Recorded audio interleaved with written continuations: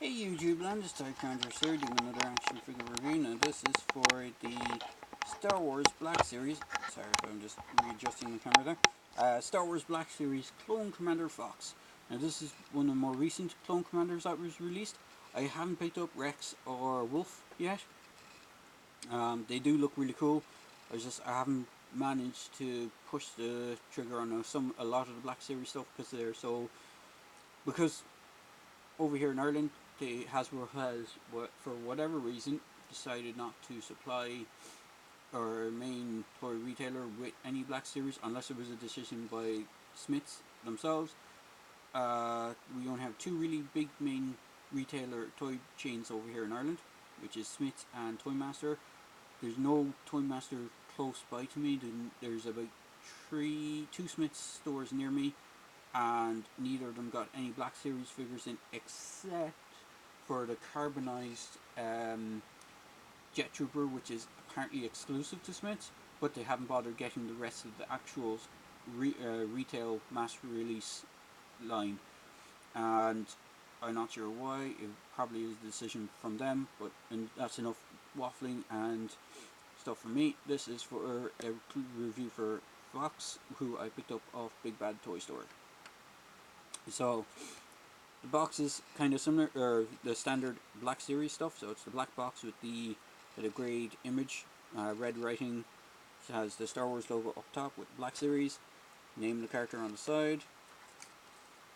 Flipping around to the back, has multiple language bios for him. Just says Commander Fox led the Coruscant Guard, an elite clone trooper unit assigned to serve the peacekeepers on the Galactic Republic capital. So these were basically, I think they were called the Shock Troopers, were the guys with the red armor. So I think he's if I remember correctly, he's the commander for that unit. So they're pretty cool looking armor. As you can see, he does have the red and white clone armor, and it's the Phase 2 armor as well, not the Phase 1. So it has a more kind of stormtrooper look to it. So if I just bring in my tape measure, you can see he stands just a little bit over the 6-inch scale size with his helmet. He has a modified clone helmet as well, because it has a kind of a visor piece over it. It's not removable or anything like that. He does have scuffing on him, which is quite nice. He has all this painted kind of wear and tear on his armor, which looks really cool. He comes with 4 accessories. So he comes with 2 of these pistols, which is cool. He can hold them in his hands. Now the one minor gripe I have about this figure, and I think Hasbro should really sort it out, is on his left hand he doesn't have a trigger finger. Yeah, you can make one by just slicing through, if you're very careful with an X-Acto knife. Just make one between the index finger and trigger finger, so you can actually do it yourself. But it's a shame. I noticed on the other clone commanders that none of them have it as well. That they don't have 2 trigger finger hands, so you can't out of the box straight have like 2-handed pistol poses, because they don't have the capacity to do it. But other than that, he comes with a standard clone trooper smaller blaster. I can't remember the names of their blasters. I think it's the DC-15 is the big one, and I can't remember what the name of the small one is. But he comes with the the long version, or a longer blaster, which like the standard first Phase 1 clones had, and then these kind of second phase had a lot of these blasters, and then you have the, as I said, the Clone Commander pistols. So he also has a soft goods cape piece, which is pretty cool. He's the only clone trooper I have that has this. All the rest of them I have, and I don't have in my hand, are the the bog standard Phase 1 clone troopers, and I have one Phase 2, which came with the, I think it was the Amazon 4-pack. But overall, he's pretty sweet. He's pretty much standard articulation, dual knees.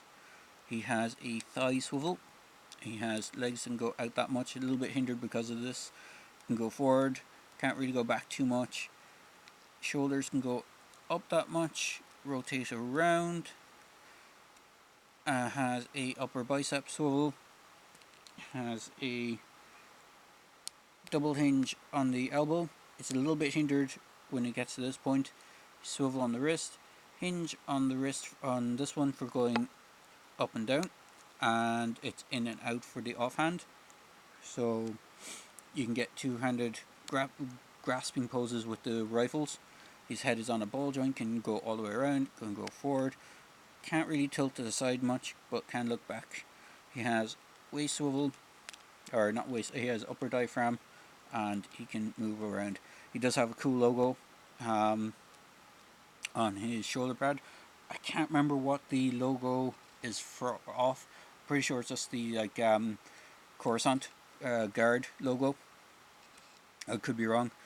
And then he has swivels in the feet, and he has a hinge on the foot as well, so you can get some good poses.